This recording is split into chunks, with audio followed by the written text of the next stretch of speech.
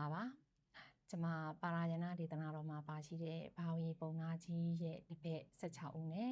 မြတ်စွာဘုရားနဲ့အမေးအဖြေတွေကိုပြောပြလာတာဆိုလို့ရှိရင်ပထမဦးဆုံးတပည့်ခေါင်းဆောင်ကြီးဖြစ်တဲ့အဇိတယတိရဲ့မိခွန်း8ခုနဲ့မြတ်စွာဘုရားရဲ့အဖြေတွေကိုပြောပြခဲ့ပြီးဖြစ်ပါတယ်အခုဒုတိယခေါင်းဆောင်ဖြစ်တဲ့တိတ်တမေတ္တယတိရဲ့မိခွန်းနဲ့မြတ်စွာဘုရားရဲ့အဖြေတွေကိုဆက်လက်ပြောပြမှာဖြစ်ပါတယ်ဒုတိယကောင်ဆောင်တိတ်တမေတ္တယယတိကမြတ်စွာဘုရားကိုပထမအဦးဆုံးမေးခွန်းအနေနဲ့ဗာမေးလဲဆိုရင်လောကမှာတင်းတင်းရောက်ရဲမှုရှိတဲ့ပုဂ္ဂိုလ်ဟာဘယ်သူလဲတဲ့ကျမတို့လောကလူသားတွေဟာတင်းတင်းရောက်ရဲမှုမရှိကြဘူးတစ်ခုရရင်နှစ်ခုလိုချင်တယ်နှစ်ခုရအောင်ကြိုးစားတယ်နှစ်ခုရရင်သုံးခုလိုချင်တယ်သုံးခုရအောင်ကြိုးစားတယ်အခုအစဉ်ပြေနေရင်လည်းလက်ဖက်မှာဒီတဲ့အစဉ်ပြေခြင်းနဲ့အခုဘဝအစဉ်ပြေနေရင်လည်းနောက်ဘဝကျရင်ဒီတဲ့ပို့ပြီးတော့ကောင်းတဲ့မွန်မြတ်တဲ့အထက်တန်းကြတဲ့ဘဝတွေကိုလိုချင်ကြတယ်အခုအစဉ်မပြေရင်လည်းနောက်နေ့အစဉ်ပြေမလားဘယ်နေ့ကျအစဉ်ပြေမလဲနောက်ဘဝအစဉ်ပြေမလားစသဖြင့်မျှော်လင့်ချက်လေးတွေနဲ့အသက်ရှင်နေကြတယ်အခုရထားတဲ့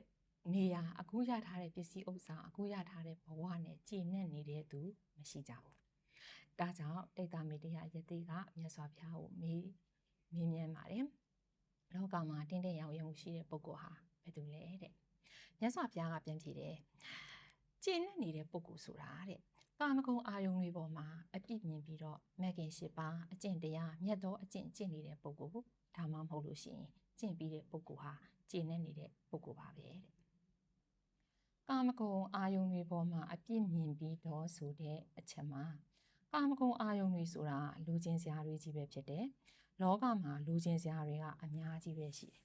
အဲ့ဒီလူချင်းစရာတွေကိုခြုံငုံပြီးပြောလို့ရှိရင်လူချင်းစရာအာယုံ5မျိုးရှိတယ်။မျက်စိကမြင်ရတဲ့နှစ်သက်စရာအစင်အာယုံနားကကြားရတဲ့နှစ်သက်စရာအသံအာယုံနှာခေါင်းကနမ်းရှူလို့ရတဲ့နှစ်သက်စရာအနံ့အာယုံရှားကရက်ပြီးသိရတဲ့နှစ်သက်စရာအရသာအာယုံခန္ဓာကိုယ်ကထိတွေ့ပြီးသိရတဲ့နှစ်သက်စရာထိတွေ့အာယုံဆိုပြီးတော့အဲ့ဒီနှစ်သက်စရာအာယုံတွေ5ခုရှိတယ်။အဲ့ဒါတွေကိုကာမလို့ခေါ်တယ်။နောက်တစ်ခုကလိုချင်စရာနှစ်သက်စရာတွေကိုနှစ်သက်နေတဲ့တဏှာကိုလည်းကာမလို့ခေါ်တယ်။အဲဒီတော့ဒီနေရာမှာကာမ2မျိုးကိုတွေ့ရပါတယ်။ကာမ2မျိုးကဘာတွေလဲဆိုတော့ဝိထုကာမကိလေသာကာမဆိုတဲ့ကာမ2မျိုးကိုကျမတို့တွေ့ရတယ်။ဝိထုကာမဆိုတာဘာလဲ။ခုနအာယုံ5မျိုးလိုချင်စရာနှစ်သက်စရာအာယုံတွေကိုထည့်လိုက်ရင်5မျိုးပဲရှိတယ်။ဒီ5မျိုးထဲမှာအကုန်လုံးပါဝင်တဲ့ရူပယုံတတ္ထာယုံခန္ဓာယုံရတ္တယုံဖောဓဘာယုံဆိုတဲ့အာယုံ5ပါးထဲမှာပါတဲ့အရာအလုံးဟာလူချင်းစရာနှစ်သက်စရာအာယုံတွေကြီးပဲဖြစ်တယ်နောက်တစ်ခုကကိလေသာကာမလူချင်းစရာတွေကိုလူချင်းနှစ်သက်နေတဲ့တဏှာလောဘကိုပြောတာဖြစ်ပါတယ်အဲ့ဒီတော့အဲ့ဒီကာမ2မျိုးမှာကျမတို့ကာမ2မျိုးစလုံးကိုဖယ်ရှားရမှာလားဆိုတော့မဟုတ်ပါဘူးလူချင်းစရာအာယုံတွေကသူ့တဘာဝနဲ့သူရှိနေတာဖြစ်ပါတယ်အဲ့ဒီလူချင်းစရာအာယုံတွေကိုသွားပြီးနှစ်သက်တွေ့တာတက်မှတ်နေတဲ့တဏှာလောဘကိုပဲကျမတို့ဖယ်ရှားရမှာဖြစ်ပါတယ်အဲ့တော့ဖယ်ရှားရမှာကကိလေသာကာမတဏှာကိုဖြစ်တယ်အဲ့ဒီကိလေသာကာမတဏှာသည်ဝိထုကာမကာမဂုဏ်အာယုံ5မျိုးအပေါ်မှာတွေ့တာတက်မှတ်နေတာဖြစ်ပါတယ်အဲ့တော့တဏှာကိုဖယ်မယ်ဆိုလို့ရှိရင်အဲ့ဒီလူချင်းတက်မှတ်နေတဲ့ကာမဂုဏ်အာယုံတွေကိုအပြစ်မြင်ရမှာဖြစ်ပါတယ်အဲ့ဒါကြောင့်မြတ်စွာဘုရားရဲ့အဖြေအစမှာ